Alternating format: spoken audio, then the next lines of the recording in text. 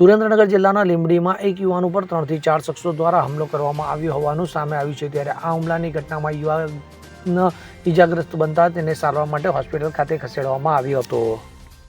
ત્યારે આ ઘટનાને પગલે જાણે લીંબડીમાં કાયદો અને વ્યવસ્થાની સ્થિતિ કથળેલી બનતી હોય તેવું લાગી રહ્યું છે। ત્યારે લીંબડી ધંધુક હાઈવે ઉપર આવેલા સીતારામનગરમાં રહેતા અનિલભાઈ ભૂપતભાઈ રૂદાતળા જેઓ ઉપર 3 થી 4 શખ્સો દ્વારા હુમલો કરી ઢોરમાર મારવામાં આવ્યો હતો। તો મળી આવતી વિગત મુજબ વાત કરીએ તો આ ઢોરમાર જૂની અંગત અદાવતને લઈને મારવામાં આવ્યો હોય તેવું સામે આવ્યું છે। ત્યારે 3 થી 4 લોકો દ્વારા અનિલભાઈને માર મારતા ઈજાગ્રસ્ત થતા તેઓને 108 દ્વારા સારવાર માટે લીંબડી તાલુકાની સિવિલ હોસ્પિટલ ખાતે ખસેડવામાં આવ્યા હતા। ત્યારે વધુ સારવાર માટે તેમને સુરેન્દ્રનગર ખાતે રિફર કરવામાં આવ્યા હતા। ત્યારે આ બાબતે અજાણ્યા શખ્સોની વિગત સામે એમએલસી નોંધવા પામી હતી।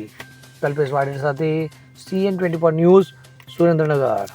હવે જુઓ દેશ દુનિયાની તમામ ખબરો તમારી આંગળીના ટેરવે। ઉઠાવો મોબાઈલ અને Google Play Store પરથી ડાઉનલોડ કરો અમારી CN24 ન્યૂઝ મોબાઈલ એપ।